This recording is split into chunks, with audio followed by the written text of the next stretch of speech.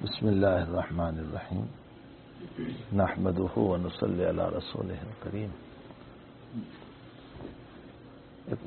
ایک حدیث شریف ہے، اس کی مختصر شرح کر دوں، وضاحت کر دوں، جو ہمارے بہت کام کی ہے۔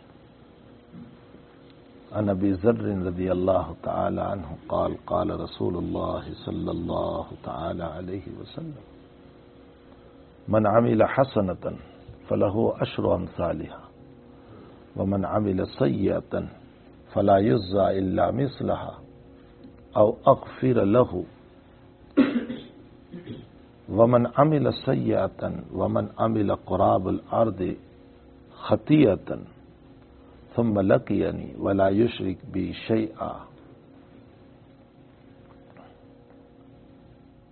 آتاہ مغفرۃ مثلها ومن اقترب الی شبرا تقربت الیہ ذراعا ومن تقرب الی ذراعا تقربت الیہ باعا ومن اتانی یمشی اتیتہ ہرولۃ او کما قال صلی اللہ تعالی علیہ وسلم۔ اس حدیث شریف کے راوی ہے ابو ذر غفاری رضی اللہ تعالیٰ عنہ۔ ابو ذر غفاری رضی اللہ تعالیٰ عنہ قدیم الاسلام صحابی ہے، بہت پرانے صحابہ میں سے۔ امام بخاری رحمۃ اللہ علیہ نے ان کے ایمان کا واقعہ ذکر فرمایا ہے کہ ان کو پتہ چلا کہ مکے میں کوئی محمد نامی انسان ہے جو یہ کہتا ہے کہ میں اللہ کا نبی ہوں۔ آپ نے اپنے بھائی کو تحقیق کے لیے بھیجا۔ بھائی تحقیق کر کے آئے، لیکن بھائی کی تحقیق پر اعتماد نہیں ہوا، تو خود تشریف لے گئے، اپنے بغل میں تھیلا دبایا، کھجوریں بھری اس میں، ہاتھ میں ڈنڈا رکھتے تھے، مطاف کعبہ میں اترے۔ دن بھر کسی سے سوال ہی نہیں کیا، پوچھا ہی نہیں، اور ماحول مکے کا ایسا تھا کہ پوچھ بھی نہیں پا سکتے تھے، ایسے حالات تھے۔ شام ہوئی، حضرت علی نے دیکھا کہ کوئی اجنبی آدمی ہے، اپنے گھر لے گئے، کھانا کھلایا۔ نہ علی نے ان کو پوچھا، نہ انہوں نے علی کو پوچھا، بس مطاف میں آ کر وہ سو گئے۔ یہ مطاف ایسا نہیں تھا جو ہم دیکھ رہے ہیں، بڑا شاندار، کہ بغیر بستر کے بھی سو جائیں تو نیند آ جائے، ایسا نہیں تھا۔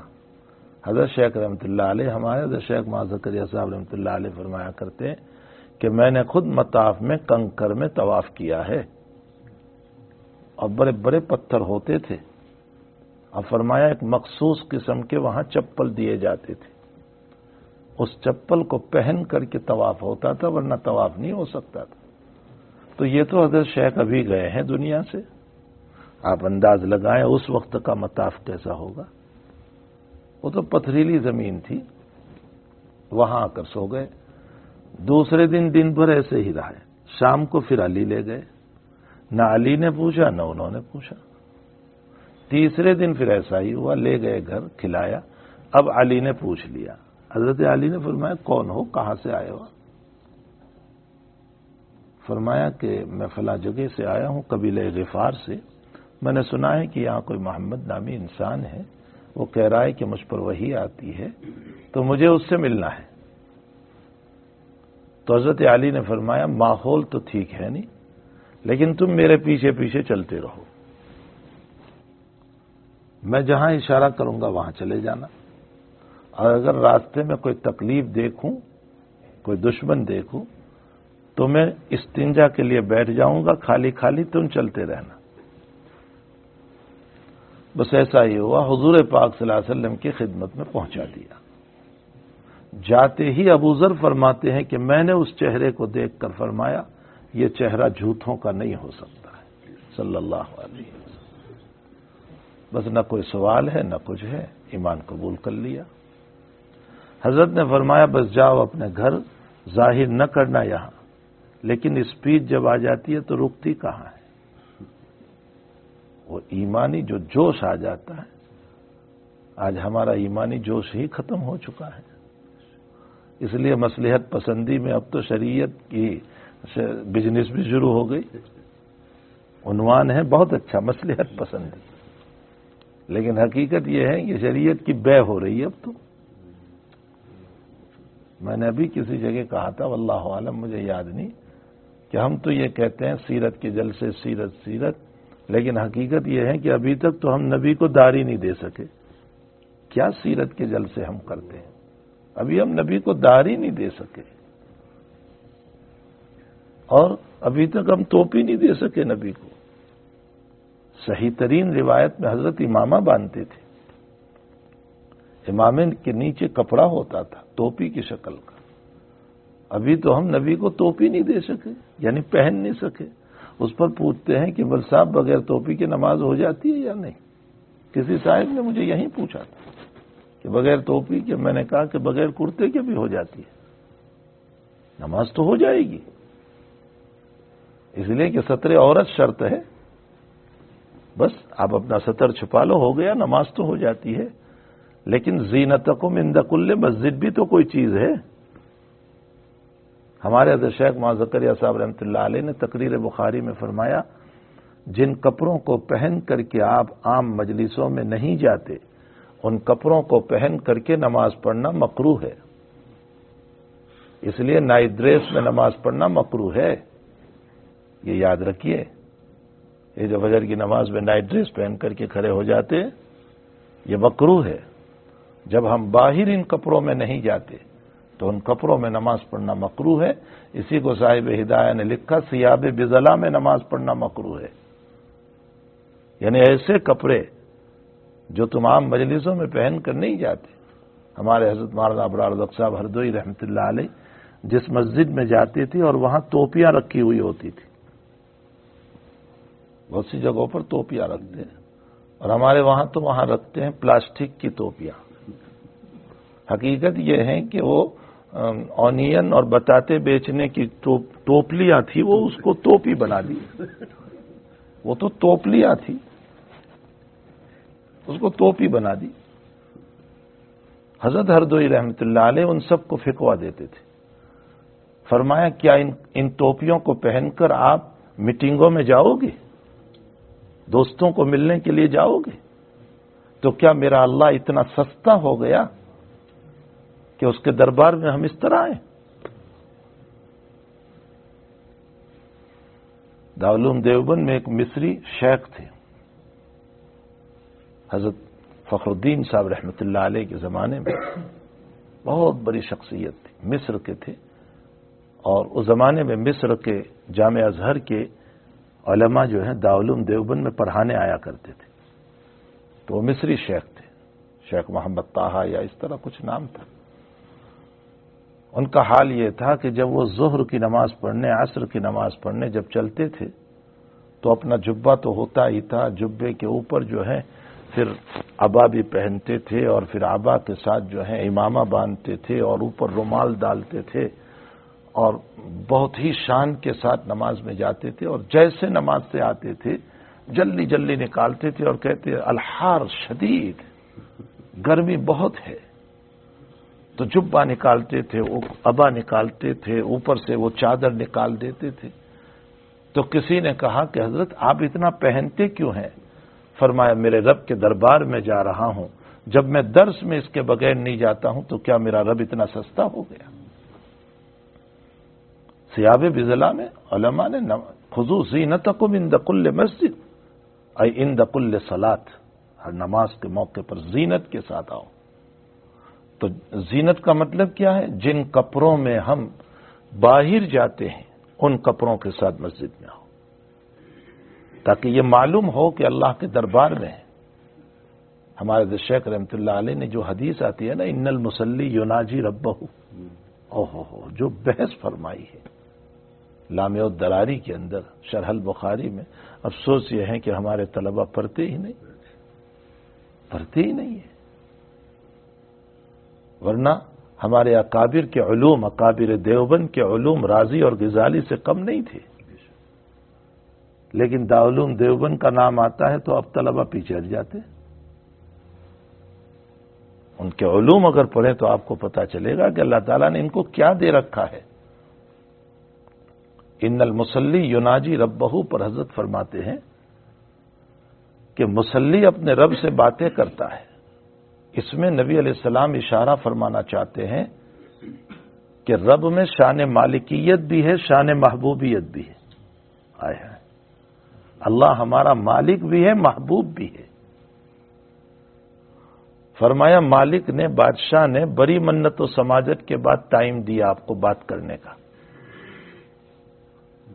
کتنے اپوائنٹمنٹ پر اپوائنٹمنٹ جب مانگے تب جا کر وقت دیا کہ اچھا آ جائیے۔ اب جب بادشاہ سے بات کرنے گئے، منسٹر سے بات کرنے گئے، بڑی منت سماجت سے تو ٹائم ملا تھا، اور جب گئے تو بات کرتے کرتے یوں دیکھ رہے ہیں، یوں دیکھ رہے ہیں۔ فرمایا دنیا کا بادشاہ بات کرے گا؟ کان پکڑ کے نکال دے گا کہ مجھ سے بات کرنے آیا ہے یا دیکھنے آیا ہے۔ یہ تو ہے شان مالکیت اور محبوبیت، وہ ہمارا محبوب بھی ہے۔ اور فرمایا بڑی منت سماجت کے بعد ہماری محبوبہ نے ہم کو وقت دیا، بہت ٹائم کے بعد اس نے کہا کہ اچھا میں اپنا جلوہ دکھانا چاہتی ہوں تجھے، اور بڑی مشکل سے اس نے ٹائم دیا۔ اور جب اس کے پاس گئے اور ہم ادھر ادھر دیکھنے لگے تو بتاؤ کوئی محبوب ہم سے بات کرے گا؟ فرمایا جب دنیا کی محبت میں محبوب یا دنیا کی بادشاہت کا بادشاہ ذرا سا ادھر ادھر ہونے سے بات نہیں کرتا، تو خالق کے دربار میں کھڑے ہو کر کبھی ادھر دیکھ رہے ہیں، کبھی ادھر دیکھ رہے ہیں، کبھی داڑھی کھجا رہے ہیں، کبھی ٹوپی سیدھی کر رہے ہیں، کبھی کرتا سیدھا کر رہے ہیں، کبھی خیالات کہاں کہاں جا رہے ہیں۔ فرمایا بتاؤ وہ مالک اور محبوب ہم سے بات کرے گا؟ نبی علیہ السلام فرماتے ہیں 10 منٹ نماز پڑھو لیکن توجہ کے ساتھ پڑھو۔ ان المصلی یناجی ربہ، مصلی اپنے رب سے باتیں کرتا ہے۔ اب ایک علمی اشکال ہوتا ہے اس حدیث شریف پر، یہ علمی اشکال متقدمین میں سے کسی نے حل نہیں فرمایا، حکیم الامت حضرت اقدس تھانوی رحمۃ اللہ علیہ نے حل کیا۔ فرمایا یناجی تو باب مفاعلہ سے ہے، ناجا یناجی مناجات باب مفاعلہ سے ہے، اور مناجات میں جانبین چاہیے، میں آپ سے بات کروں، آپ مجھ سے بات کرو، اس کو مناجات تو کہتے ہیں نا، باب مفاعلہ ہے یہ تو دونوں طرف سے۔ تو نماز میں تو میں ہی بول رہا ہوں، اللہ کہاں بول رہا ہے؟ پھر نبی اکرم صلی اللہ علیہ وسلم نے مناجات کا لفظ کیوں کہا، باب مفاعلہ کیوں لائے؟ حضرت تھانوی رحمۃ اللہ علیہ اس کا جواب دیتے ہیں، فرمایا تیرا قرآن پڑھنا یہ اللہ کا بولنا ہوا، اور تیرا اس قرآن کو سننا یہ تیرا کلام کرنا ہوا۔ فرمایا مناجات ثابت ہو گیا۔ اسی لیے تو فقہاء نے مسئلہ لکھا کہ سری نماز میں اتنے زور سے پڑھ کے تیرے کان سن لیں، یہ اسی بنیاد پر لکھا ہے، ورنہ خیالات کا نام قرات نہیں ہے۔ دل میں خیال کرتے رہو، اندر اندر میں الحمدللہ رب العالمین الرحمن الرحیم، کانوں نے سنا ہی نہیں تو کیا خیالات، اس کو کون قرات کہتا ہے؟ فرمایا تیرا قرآن کو پڑھنا یہ رب کا بولنا ہوا، اور تیرا سننا یہ گویا کہ تیرا بات کرنا ہوا۔ نبی اکرم صلی اللہ علیہ وسلم نے فرمایا اس کو مناجات کہتے ہیں۔ تو حقیقت یہ ہے کہ اسپیچ جب ایمانی پیدا ہو جاتی ہے نا، وہ رکتی نہیں ہے، پھر چاہے کوئی کتنا ہی کیوں نہ دبائے، وہ اٹھ کر کے رہتی ہے۔ آپ کوک کی بوتل کو کھولو، چاہے آپ کتنا ہی دباؤ، لیکن وہ نکل کے رہتی ہے۔ تو ابو ذر غفاری میں ایمانی اسپیڈ آ گئی، رکنے والی کہاں تھی؟ مطاف میں آ کر لا الہ الا اللہ زور زور سے، اشہد ان لا الہ الا اللہ، بڑی پتائی شروع ہو گئی ان کی، بہت مارا، حضرت عباس نے بچا لیا۔ اب فرمایا اس کا قبیلہ ہمارے شام کے راستے میں آتا ہے اور یہ راستہ بند کر دے گا ہمارا۔ تو یہ ابو ذر غفاری رضی اللہ تعالیٰ عنہ، پھر یہ زہاد صحابہ میں سے، زاہدین میں سے، صوفیہ میں سے ہیں۔ یہ ان کی روایتیں بھی اکثر صوفیہ ہی کی روایت ہے، ان کی روایتوں سے بہت تصوف نکلا ہے، بہت تصوف نکلا ہے۔ ایک مرتبہ ان کے شاگرد رشید ان کو پوچھنے لگے، مسلم شریف میں ہے کہ میں اگر حضور کو دیکھ لیتا نبی علیہ السلام کو تو میں ایک سوال کرتا۔ فرمایا تیرا کون سا سوال رہ گیا ابھی؟ فرمایا میں یہ پوچھتا کہ یا رسول اللہ آپ نے اپنے رب کو دیکھا ہے؟ تو حضرت ابو ذر فرماتے اس کو چپ بیٹھ، میں یہ سوال بھی کر چکا ہوں۔ فرماتے میں یہ سوال بھی کر چکا ہوں، اور نبی علیہ السلام نے مجھ کو جواب دیا تھا رأیت ربی نورا، میں نے میرے رب کو دیکھا، نور ہے۔ اب یہ ایک لمبی بحث ہے کہ وہ نور کی حقیقت کیا ہے. دوسری روایت میں ابو ذر فرماتے ہیں نور انا اراہ، میں کہاں دیکھ سکتا ہوں. ہمارے علامہ انور شاہ صاحب نے، یہ علماء کے لیے اس کو عرض کر دوں، ہمارے حضرت شاہ صاحب نے بڑی بہترین تطبیق دی. فرمایا ذات تک تو رسائی ہو نہیں سکتی، اللہ کی ذات تو وراء الورا ہے. حضرت جل مجدہ کے جلوے کو دیکھا، لیکن جلوہ بھی ایسا جلال والا تھا کہ حضرت نظر بھر کے یوں نہیں دیکھ پائے، یوں دیکھتے تھے پھر اٹھاتے تھے، یوں دیکھتے تھے پھر اٹھاتے تھے. فرمایا اسی کو فرمایا میں نے دیکھا تو صحیح لیکن مکمل نہیں دیکھا. اسی کو فرمایا وحجابہ النور. دوسری حدیث میں فرمایا وہاں نور کے پردے تھے. تو پلاسٹک کے پردے ہوتے ہیں، کپڑے کے پردے ہوتے ہیں، دیوار کے پردے ہوتے ہیں، نور کا پردہ کیسا؟ فرمایا وہی اللہ کا رعب تھا. جب نبی کا رعب ایسا تھا کہ صحابہ فرماتے ہم نظر بھر کر نہیں دیکھ سکے تو خالق کائنات کا رعب کیسا ہوگا. تو یہ حضرت شاہ صاحب رحمۃ اللہ علیہ نے فرمایا ہے کہ نظر بھر کر نہیں دیکھ پائے. تو حضرت ابو ذر غفاری رضی اللہ تعالیٰ عنہ صوفیاء صحابہ میں سے، زہاد صحابہ میں سے. آپ کا مذہب یہ بھی تھا کہ یہ نصاب وصاب کوئی چیز نہیں، زکوٰۃ کے باب میں جو نصاب ہے نا یہ کوئی چیز نہیں. فرمایا ضرورت سے زائد ہے سب دے دو. ہاتھ میں ڈنڈا لے کر چلتے تھے، ضرورت سے زائد سب دے دو. شام گئے، حضرت معاویہ رضی اللہ تعالیٰ عنہ گورنر تھے حضرت عثمان کے زمانے میں. بس یہی صبح نکل جاتے تھے، ضرورت سے ہو سب دے دو. حضرت معاویہ نے عثمان رضی اللہ تعالیٰ عنہ کو خط لکھا. فرمایا حضرت ابو ذر نے جو ہے لوگوں کی ناک میں دم کر رکھا ہے، یعنی لوگ عاجز آ چکے ہیں ان سے، اور پرانے صحابی ہے، میں کچھ کہہ بھی نہیں سکتا ان کو، آپ ان کو مدینے بلا لیں. حضرت عثمان کا خط گیا کہ آپ مدینے آ جاؤ. اب مدینے گئے تو پھر مدینہ میں یہی بات، مینا کے اندر مسائل بیان فرما رہے تھے ابو ذر غفاری. بخاری شریف میں کسی نے کہا آپ کو منع نہیں کیا ہے مسائل بیان کرنے سے. ابو ذر کہنے لگے یہاں چھری رکھ دو اور چلتے چلتے بھی ایک حدیث بیان کر سکتا ہوں تو بول کر جاؤں گا، لیکن میں نبی کے کلام کو نہیں چھوڑوں گا. تم یہ چاہتے ہو کہ میں چھوڑ دوں نبی کی باتیں؟ تو مدینے آئے تو پھر وہی بات.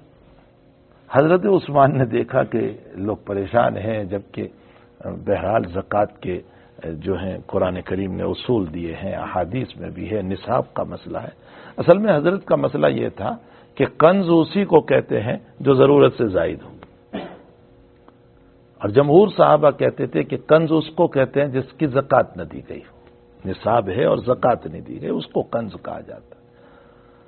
تو حضرت عثمان نے دیکھا کہ اب ان کو منع تو کر نہیں سکتے، بہرحال ان کی اپنی رائے ہے، اپنا مسلک ہے. فرمایا ایک کام کرو آپ دیہات میں چلے جاؤ، اس لیے کہ دیہات میں لوگوں کے پاس ہوتا بھی کچھ نہیں ہے تو آپ کا مسئلہ بھی نہیں ہوگا، بس آپ دیہات میں چلے جاؤ. تو حضرت ابو ذر غفاری کو ربضہ بھیج دیا جو مدینہ المنورہ سے قریب ہے، بہت دور بھی نہیں ہے، قریباً 20-25 کلومیٹر کچھ ہے. یہ عاجز حضرت کی قبر پر گیا ہے، حضرت ابو ذر غفاری کی قبر پر میں گیا تھا. تو ربضہ بھیج دیا ان کو. اب ربضہ جب گئے ہیں تو بس اب تو کوئی مسئلہ ہی نہیں، زندگی وہیں گزار دی. کسی نے آپ سے پوچھا کہ حضرت آپ یہاں رہ رہے ہیں دیہات میں؟ فرمایا میرے نبی علیہ السلام نے مجھ کو کہا تھا امیر کی اطاعت کرنا ولو کان حبشیا، چاہے وہ کالا غلام ہی کیوں نہ ہو. بس عثمان نے مجھے کہا اس لیے میں یہاں زندگی گزارتا ہوں. اور فرمایا حضور نے کہا تھا ابو ذر تیرا کیا حال ہوگا جب تیری زندگی دیہات میں گزرے گی. یہ سب معجزے قولیہ تھے رسول اللہ صلی اللہ علیہ وسلم. ایک فعلی معجزہ ہوتا ہے، ایک قولی معجزہ ہوتا ہے. آئندہ کی باتوں کو بیان فرمایا وہ قولی معجزہ ہے. اور وہیں پر حضرت کا انتقال ہو گیا، اور انتقال کے بعد جنازے کی عجیب شکل بنی. آپ کی شکل یہ بنی آپ کی، چونکہ آپ تو بالکل ایسی جگہ رہتے تھے جہاں ویرانہ تھا، 2-4 مکان تھے اور تو کوئی تھے نہیں. آپ نے اپنی وفات سے پہلے اپنی بیوی سے کہا کہ کھانا پکا کر رکھو، میری موت کے بعد کچھ لوگ آئیں گے وہ میری تدفین کریں گے۔ اللہ کھانا پکا کر رکھا تھا، آپ کی وفات ہو گئی، آپ کی بیوی باہر نکلی، ایک جماعت جا رہی تھی اور عبداللہ ابن مسعود اس کے امیر تھے، تو کہا کہ بھائی ابو ذر کا انتقال ہو گیا ہے جو صحابی رسول ہیں، آؤ اور ذرا ان کی صلاۃ جنازہ پڑھ لو۔ حضرت عبداللہ ابن مسعود اپنے ساتھیوں کے ساتھ تشریف لائے، پیشانی پر بوسہ دیا۔ میت کو پیشانی پر بوسہ دینا جائز ہے، اپنے والد ہو، اپنا شیخ ہو، اپنا استاد ہو، اپنی ماں ہو، جن سے محبت ہے ان کی پیشانی پر ہم بڑے ہیں بوسہ دے سکتے ہیں۔ حضرت صدیق اکبر نے بھی نبی اکرم صلی اللہ علیہ وسلم کی پیشانی پر بوسہ دیا تھا، اور جب وفات رسول کی بات آئی، حضرت نے اسی دن فجر کی نماز جب صحابہ پڑھ رہے تھے، حضرت نے اپنے حجرے میں پڑھ لی تھی، ہمت نہیں تھی، سکت نہیں تھی، اور یوں پردہ ہٹایا اور صحابہ کو دیکھا۔ حضرت انس فرماتے ہیں کہ جیسے مان لو یہاں حضرت ہوں گے، یوں چہرہ نکال کے دیکھا ہوگا، اور انس یہ صف میں ہے۔ فرمایا میں نے کنکھیوں سے دیکھا، قریب تھا کہ جو ہم لوگ تھے جن کی نظر کنکھیوں سے جا رہی تھی، فرمایا ہم اپنی نماز توڑ دیتے خوشی کی وجہ سے کہ شاید حضرت تشریف لا رہے ہیں، لیکن حضرت مسکرائے۔ www.attableek.com The Reviver of Iman۔ بحث فرماتے ہیں کہ حضرت کو مسکراہٹ کس بات کی آئی اس آخری وقت میں؟ حضرات محدثین فرماتے ہیں کہ نبی علیہ الصلوۃ والسلام کو مسکراہٹ اس بات پر آئی کہ اتنے سارے صحابہ کو جب دیکھا تو دل میں خیال آیا، اللہ آیا تھا تو اکیلا تھا، جماعت میری تیار ہو چکی، تو نے بلا بھی لیا تو کوئی حق نہیں۔ اور ہمارے حضرت شیخ معاذ زکریا صاحب رحمۃ اللہ علیہ فرماتے ہیں کہ چکی کا پات یہ ہے، حضرت اپنی رائے دے رہے تھے، فرمایا چکی کا پات یہ ہے کہ محدثین کی رائے اپنی جگہ، میرے ذہن میں یہ آتا ہے کہ جب اپنے مصلی پر ابو بکر کو دیکھا تو دل میں خیال آیا، اے اللہ تو مجھے اٹھا بھی لے تو کوئی حرج نہیں، میرا لاڈلا صدیق امت کو سنبھال لے گا۔ فرمایا اس پر حضرت کو مسکراہٹ آئے۔ اب صدیق آئے کمرے میں، فرمایا حضرت آج طبیعت بہت اچھی ہے آپ کی، اگر آپ کی اجازت ہو تو میں مقام سنح پر جا کر آ جاؤں جہاں دوسری بیوی آپ کی رہتی تھی۔ گئے اور اطلاع ملی چاشت زوال سے پہلے کہ حضرت کا انتقال ہو گیا، آئے تشریف لائے، پیشانی پر بوسہ دیا وغیرہ، ایک لمبی تشریح ہے۔ یہاں سوال یہ ہے کہ ابھی تو طبیعت اچھی تھی اور اچانک کیا مسئلہ ہو گیا؟ اس پر ہمارے حضرت شیخ معاذ زکریا صاحب رحمۃ اللہ علیہ نے اتنی پیاری بات لکھی ہے، فرمایا اہل اللہ کو مرنے سے پہلے ان کے اعمال صالحہ ان کے چہرے پر انوار ڈال دیے جاتے ہیں، اللہ والوں کو، نیک لوگوں کو، مومنین کو، صالحین کو، اور فرمایا برے لوگوں پر ان کے اعمال خبیثہ ڈال دیے جاتے ہیں جس سے ان کا چہرہ منحوس معلوم ہوتا ہے، اور صالحین کے چہرے پر اللہ اعمال صالحہ کے انوار کو ڈال دیتے ہیں۔ ہم بہت سے لوگوں کے باب میں انتقال سے پہلے کہتے ہیں بہت اچھا چہرہ ہے، مرنے کے بعد بہت خوبصورت چہرہ تھا، ارے وہ ساری بیماری بھی نہ معلوم کہاں چلی گئی، وہ رخسار بھی بھر آئے تھے، یہ کیا ہے سب؟ یہ وہ انوارات ہیں۔ تو حضرت شیخ فرماتے ہیں کہ جب عام مومنوں کا یہ حال ہے کہ انوار سے چہرہ منور ہوتا ہے اور وہ صحت ہی کی طرح لگتا ہے، تو پھر کیا خیال ہے نبی کریم صلی اللہ علیہ وسلم، آپ کے انوارات کا کیا کہنا؟ فرمایا ابو بکر اسی کو صحت سمجھتے تھے، وہ صحت نہیں تھی، وہ انوارات تھی۔ اس سے معلوم ہوتا ہے میرے بھائیو، اعمال صالحہ کا اثر وفات کے وقت بھی ہوگا۔ زندگی تو ہم گزار لیتے ہیں، ہمیں کیا پتا کہ موت کس گلی میں آ جاتی ہے ہماری اور کہاں ہماری شام ہو جاتی ہے۔ حضرت تھانوی رحمۃ اللہ علیہ کو کسی نے لکھا کہ حضرت میں چراغ شامی ہو چکا ہوں۔ جانتے ہو چراغ شامی؟ چراغ شامی کا مطلب وہ موم بتی جو جلاتے ہیں نا، چراغ، وہ جلتے جلتے صبح سے جل رہی تھی تو شام ہو گئی، یعنی پورے دن جلتی رہی، مطلب میں ضعیف ہو چکا ہوں، بڑھاپا آ چکا ہے، میری عمر ہو چکی ہے۔ فرمایا غنیمت جانو کہ آپ تو شام تک بھی جلے، میں تو چراغ سحری ہوں ابھی، یعنی میری تو ابتدا ہے ابھی۔ حضرت فرمایا کرتے تھے کہ مجھے ڈر لگتا ہے کہ جب لوگ یہ کہتے ہیں کہ جنت ہائے ہائے ہائے، حضرت تھانوی کا ملفوظ، فرمایا لوگ کہتے ہیں اللہ جنت الفردوس دے دے، فرمایا اتباع نبوی میں تو میں بھی کہہ دیتا ہوں، ورنہ میں دل میں کہتا ہوں کہ اشرف علی تو چپل نکالنے کی جگہ پر اگر جگہ مل جائے تو غنیمت ہوگا، جہاں یعنی بالکل ابتدا جہاں ہوتی ہے وہیں پر اگر جگہ مل جائے، اللہ تعالیٰ وہیں اگر جگہ دے دے جنت میں تو بھی بہت غنیمت ہوگا۔ کیا ہم اپنے کون سے اعمال ہیں کہ جنت الفردوس کا سوال کر لیں؟ اتباع نبوی میں تو ہم جنت الفردوس مانگ لیتے، لیکن حقیقت یہ ہے کہ من عالم کے من دانم، ہم جانتے ہیں کہ ہمارے اندر کیا چیز ہے اور ہم کتنے لائق ہیں اللہ تعالیٰ کے۔ یہ تو سب پردے پڑے ہوئے ہیں اور اللہ تعالیٰ نے پردے ڈال دیے ہیں ہماری معاصیت پر، ہمارے گناہوں پر، ہماری برائیوں پر۔ اس رب کریم نے ستاری کر رکھی ہے، اسی لیے اس نے عزت سے نوازا، اور اسی لیے اس نے اچھے عنوان سے نوازا، اسی لیے لوگوں کا حسن ظن ہمارے باب میں قائم کر دیا۔ ورنہ اس حدیث نہیں پڑھی ہم نے، نبی کی دعا مقلب القلوب، وہ مقلب القلوب اگر رات ہی میں دل پھیر دے تو آج عزت کرنے والے کل ذلت ہی کر لیں گے، لیکن اس نے پردہ دار رکھا ہے، بہت پردہ دار رکھا ہے، بڑی ستاری فرمائی ہے، اور ہمارے ظاہر کو بھی بہترین سجا دیا، اور ہمارے باطن اور معاصی اور گناہوں کو بھی اس نے پردہ ڈال کر کے چھپا دیا ہے۔ تو بہرحال ابو ذر غفاری رضی اللہ تعالیٰ عنہ یہ قدیم صحابہ میں سے ہیں، مہاجرین صحابہ میں سے ہیں، اور زہاد صحابہ میں سے، صوفیاء کرام صحابہ میں سے ہیں۔ صحابہ پر مختلف شانیں تھیں، اور یہ تمام شانیں پرتو تھی نبی کریم صلی اللہ علیہ وسلم کی۔ اب یہ ایک بہت لمبا عنوان ہے کہ نبی کا پرتو تھے صحابہ۔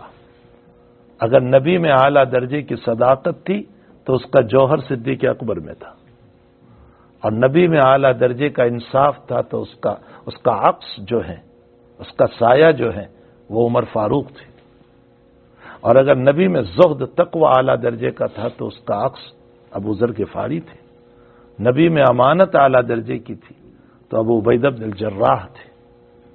تو یہ جتنے صحابہ ہیں نا، یہ صحابہ کرام براہ راست شاگرد اور طالب علم ہے حضور پاک صلی اللہ علیہ وسلم کے، اور آپ کا عکس تھے۔ اگر نبی علیہ السلام کی سیاست حسنہ ہے تو پھر وہ سیاست حسنہ کے لیے معاویہ رضی اللہ تعالیٰ عنہ ہے، عمرو بن العاص رضی اللہ تعالیٰ عنہ ہے، مغیرہ بن شعبہ رضی اللہ تعالیٰ عنہ ہے، ان پر نبی کی سیاست کا عکس پڑا تھا۔ تو حقیقت یہ ہے کہ صحابہ کرام جو ہیں وہ حضور پاک صلی اللہ علیہ وسلم کی مبارک زندگی کا عکس تھا۔ اسی لیے حضرات علماء سے میں کہوں گا کہ تفسیر عزیزی جو ہے حضرت شاہ عبدالعزیز صاحب رحمۃ اللہ علیہ کی، اس میں ذرا علم نشرح کی صورت کھول کر تفسیر دیکھ لینا۔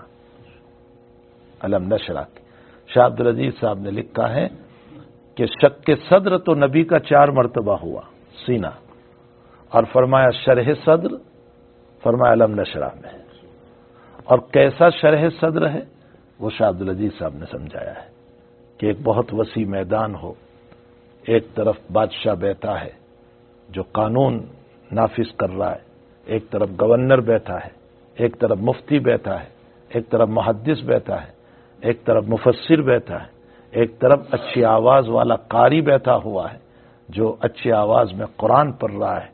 یہ مختلف لوگ ایک بڑے میدان میں بیٹھے ہوئے ہیں۔ فرمایا یہی تمام شعبے قلب محمد الرسول اللہ صلی اللہ علیہ وسلم سے ہیں، یہیں سے قرات بھی نکل رہی ہے، یہاں سے قانون بھی نکل رہے ہیں، یہاں سے تفسیر بھی نکل رہی ہے، یہاں سے حدیث بھی نکل رہی ہے، یہاں سے وحی بھی نکل رہی ہے۔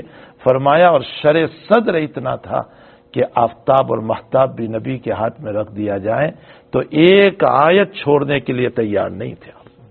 یہ ایک بہترین تفسیر فرمائی علم نشرح لک صدرک کی صورت کے اندر۔ تو شق صدر اور ہے، شرح صدر اور ہے، 2 چیزیں ہیں، شق صدر اور ہے اور شرح صدر اور ہے۔ تو بہرحال ابو ذر غفاری رضی اللہ تعالیٰ عنہ زہاد صحابہ میں سے، میں حدیث کا ترجمہ کر دوں انشاءاللہ دوسری مجلس میں ہم اس کی کچھ وضاحت کریں گے۔ ابو ذر فرماتے ہیں کہ نبی اکرم صلی اللہ علیہ وسلم نے فرمایا کہ اللہ فرماتے، حدیث قدسی ہے، حدیث قدسی اس کو کہتے ہیں جس میں معانی اللہ نے ڈالے، الفاظ نبی اکرم صلی اللہ علیہ وسلم کی، اور قرآن اس کو کہتے ہیں جس میں معانی بھی اللہ نے اور الفاظ بھی اللہ کے، اس کو قرآن کہا جاتا ہے۔ تو یہ حدیث قدسی ہے۔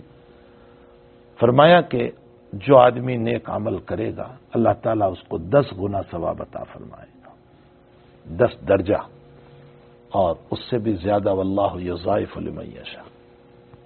اور جو برائی کرے گا، گناہ کرے گا، فرمایا اس کو ایک گناہ پر ایک ہی گناہ، 10 نہیں۔ اس کے بعد فرمایا، میں نے ہمارے استاد حضرت مفتی مظفر حسین صاحب رحمۃ اللہ علیہ سے ایک بات سنی تھی۔ حضرت مفتی صاحب رحمۃ اللہ علیہ نے فرمایا، واللہ عالم، انہوں نے نقل کیا حضرت تھانوی رحمۃ اللہ علیہ سے، یہ بات میں نے حضرت مسیح الامت کی کتاب میں بھی پڑھی تھی، مولانا مسیح اللہ خان صاحب رحمۃ اللہ علیہ، کہ یہ کاتبین جو ہے نا، وہ گناہ کو لکھنے والے، فرمایا بندہ جب گناہ کرتا ہے تو حدیث میں ہے کہ کرامن جو ہے وہ کاتبین سے کہتے ہیں کہ ابھی نہ لکھنا، ابھی نہ لکھنا، ہو سکتا ہے توبہ کر لے، ہو سکتا ہے توبہ کر لے۔ تو نیکی تو فوراً لکھ دی جاتی ہے، لیکن گناہ کرتا ہے تو فوراً نہیں لکھا جاتا۔ فرمایا کرامن روکتا رہتا ہے اس کو، کاتبین کو ابھی نہ لکھنا، یہاں تک کہ جب اب یقین کا درجہ ہو جاتا ہے کہ یہ توبہ نہیں کرے گا، تب کہا جاتا ہے کہ لکھ لے۔ معلوم ہوتا ہے یہ بھی اللہ کی رحمت ہے، یہ بھی حق تعالیٰ کی رحمت۔ اسی لیے بعض لوگوں نے تو یوں کہہ دیا کہ یہ جو دائیں طرف رائٹ میں نماز میں تھوکنے کو منع کیا، فرمایا کرامن کا احسان ہم پر بہت ہے کہ نیکیاں لکھتا ہے، پھر گناہ والے کو روکتا بھی رہتا ہے۔ اور حضور نے فرمایا بائیں طرف تھوکو، فرمایا کہ وہ جو فرشتہ ہے نا وہ گناہ لکھنے والا ہے، اس لیے کوئی حرج نہیں، حالانکہ یہ علت نہیں ہے، لیکن بعضوں نے یہ بھی کہہ دیا۔ تو بہرحال حقیقت یہ ہے کہ اللہ تعالیٰ کے احسانات، اگر گناہ کرو گے تو بس ایک ہی لکھا جاتا ہے۔ پھر آگے فرمایا قراب الارض بھر کر اگر تم نے، یعنی پوری زمین بھر کر کے گناہ کر لیے، شرط یہ ہے کہ اگر تم نے شرک نہیں کیا، ثم لقینی ولا یشرک بی شیئا، شرک نہیں کیا، تو کیا فرمایا اللہ تعالیٰ نے؟ فرمایا زمین کے برابر میں تجھے مغفرت عطا کر دوں گا، جتنے گناہ اتنی مغفرت۔ آگے فرمایا اگر تو ایک بالشت میری طرف آئے گا، میں ایک ہاتھ آؤں گا تیری طرف، اور اگر تو ایک ہاتھ آئے گا میں 2 ہاتھ آؤں گا، تو چل کر آئے گا میں دوڑ کر آؤں گا۔ اب اس پر جو شرح فرمائی ہے نا ہمارے اکابر دیوبند نے، حضرت تھانوی نے، حضرت شیخ زکریا نے، وہ انشاءاللہ اگلی مجلس میں، تاکہ اس سے ہمیں اللہ تعالیٰ کی ذات سے اور محبت پیدا ہو۔ تذکرہ رحمت سے محبتیں پیدا ہوتی ہیں۔ جس کی رحمت کے تذکرے ہوتے ہیں نا، حاجی صاحب کوئی ہو اور کہتے ہیں حاجی صاحب بہت دیتے ہیں، حاجی صاحب بہت محبت کرتے ہیں، حاجی صاحب اتنے پیسے دیتے ہیں، تو تذکرے کے بعد ان سے محبت ہونے لگتی ہے۔